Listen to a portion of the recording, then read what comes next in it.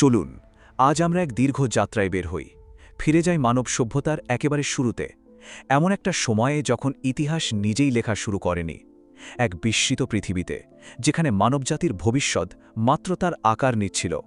একবার ভাবুন তো, এমন একটা পৃথিবীর কথা যেখানে লেখার কোনো অস্তিত্বই নেই।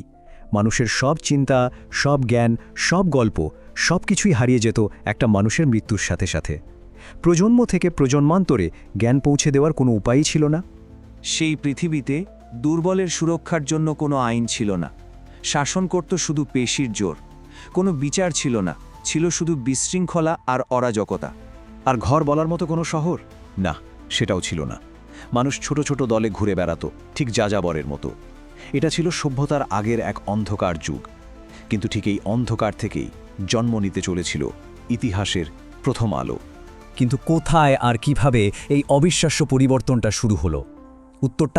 উত্তরটা লুকিয়ে আছে পৃথিবীর বুকে এক বিশেষ জায়গায়, দুই নদীর মাঝখানে। এই পুরো গল্পের কেন্দ্রবিন্দু হল মেসোপটেমিয়া, একটা নাম যার গ্রিক অর্থ হল দুই নদীর মাঝখানের দেশ। আর সেই দুই নদী হল শক্তিশালী টাইগ্রিস আর ইউফ্রেটিস। আজকের ইরাকের বেশিরভাগ এলাকাই একসময় এই মহান সভ্যতার অংশ ছিল। এই জায়গাটা ছিল একই সাথে আশীর্বাদ আর অভিশাপ। একদিকে যেমন ভয়ঙ্কর বন্যা আর গনগনে রোদে পোড়া মাটি, অন্যদিকে এই দুই নদী বয়ে আনত উর্বর পলিমাটি, এক লুকানো গুপ্তধন। আর এই কঠিন পরিবেশই মানুষকে বাধ্য করেছিল অসম্ভবকে সম্ভব করতে। মানুষ যখন নদীর তীরে থিত হতে শুরু করল, তখনই জন্ম নিল এক নতুন সংকট। এমন এক সংকট যা পুরো সমাজটাকেই ধ্বংস করে দিতে পারত। গ্রামগুলো ধীরে ধীরে বড় হচ্ছিল, ব্যবসা বাণিজ্য বাড়ছিল, কিন্তু কে কার থেকে কত ধার নিল, কে কিসের ব্যবসা করল, এই বিপুল তথ্যের ভার মানুষের মস্তিষ্ক আর বইতে পারছিল না। বিশ্বাসের ওপর গড়ে ওঠা পুরো সমাজটাই ভেঙে পড়ার মুখে দাঁড়িয়েছিল। আর এই সংকট থেকেই জন্ম নিল মানব ইতিহাসের অন্যতম শ্রেষ্ঠ একটা আবিষ্কার, লেখা। নরম কাদামাটির ফলকে খোদাই করা কিলক আকৃতির কিছু চিহ্ন, যা কিউনিফর্ম নামে পরিচিত। সুমেরীয়দের হাত ধরে পৃথিবী পেল তার প্রথম অক্ষর। ভাবলে অবাক হতে হয়, লেখার শুরুটা হয়েছিল খুব সাধারণ হিসাব নিকাশ থেকে। প্রথমে পশুপাল বা শস্যের হিসাব রাখা হতো ছোট ছোট মাটির টোকেন দিয়ে। এরপর সেই টোকেনের ছাপ দিয়েই তৈরি হলো প্রতীক, আর ধীরে ধীরে সেই প্রতীকগুলোই হয়ে উঠল শব্দচিহ্ন। জন্ম হলো এক নতুন যুগের। প্রায় 4000 বছর আগের এক মহাকাব্যে এই মুহূর্তটিকে অমর করে রাখা হয়েছে। সেখানে বলা হয়েছে, দূতের মুখ ক্লান্ত হয়ে গিয়েছিল, সে বার্তাটি আর বলতে পারছিল না, তাই রাজা কাদামাটি নিয়ে তাতে কথা গেঁথে দিলেন। এইভাবেই শব্দকে প্রথমবার বেঁধে ফেলা হলো কাদামাটির ফলকে। লেখা তো আবিষ্কার হলো, কিন্তু সমাজে রয়ে গেল আর একটা বড় সমস্যা, অবিচার। হাজার হাজার মানুষের এই ভিড়ে কিভাবে শৃঙ্খলা ফিরে আনা যায়? যত বেশি মানুষ একসাথে বাস করতে শুরু করল, সংঘাত আর অপরাধ যেন রোজকার ব্যাপার হয়ে দাঁড়াল। সমাজের তখন প্রয়োজন ছিল এমন এক নিয়মের যা সবার জন্য সমান হবে। আর ঠিক সেই প্রয়োজনেই মঞ্চে এলেন ব্যাবিলনের মহান রাজা হাম্মুরাবি। তার লক্ষ্য ছিল একটাই, শক্তিশালীরা যেন দুর্বলদের উপর অত্যাচার করতে না পারে।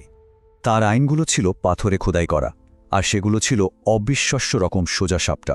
যেমন, যদি কেউ মিথ্যা হত্যার অভিযোগ করে, তবে অভিযোগকারীরই মৃত্যুদণ্ড হবে। যদি কেউ অন্যের চোখ নষ্ট করে, তবে তার নিজের চোখও নষ্ট করা হবে। আর যদি কোনো নির্মাতার ভুলে বাড়ি ভেঙে কালো ছেলের মৃত্যু হয়, তবে সেই নির্মাতার ছেলের মৃত্যুদণ্ড হবে। এটাই ছিল লেক্স ট্যালিওনেস বা প্রতিশোধকমূলক আইনের জন্ম, মানে চোখের বদলে চোখ। আজকের দিনে হয়তো এটাকে খুবই কঠোর মনে হতে পারে, কিন্তু সেই সময়ে এটাই ছিল আইনের শাসনের দিকে এক বৈপ্লবিক পদক্ষেপ, একটা স্থিতিশীল সমাজের ভিত্তি।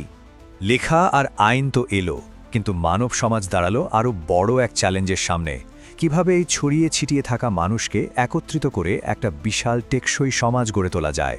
প্রশ্নটা ছিল, কিভাবে ছোট ছোট গ্রামগুলোকে এক করে এমন এক শক্তি তৈরি করা যায় যা নিজেদের সম্পদ আর নিরাপত্তা দুটোই নিশ্চিত করতে পারবে।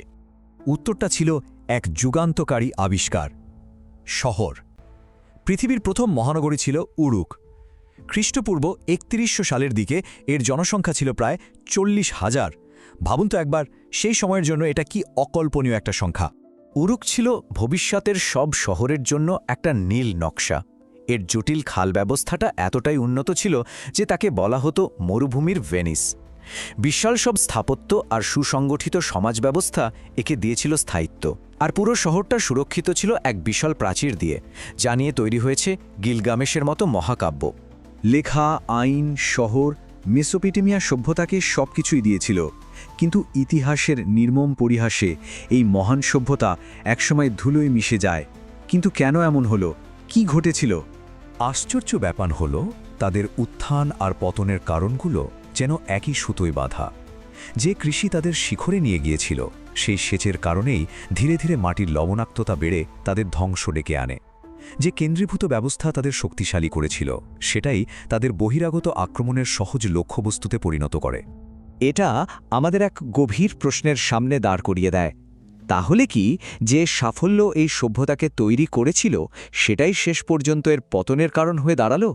মেসোপটেমিয়ার শহরগুলো আজ হয়তো ধুলোয় মিশে গেছে, কিন্তু তাদের ধারণাগুলো, লেখা, আইন আর নগর জীবন, এগুলো আমাদের আজকের বিশ্বকে তৈরি করেছে।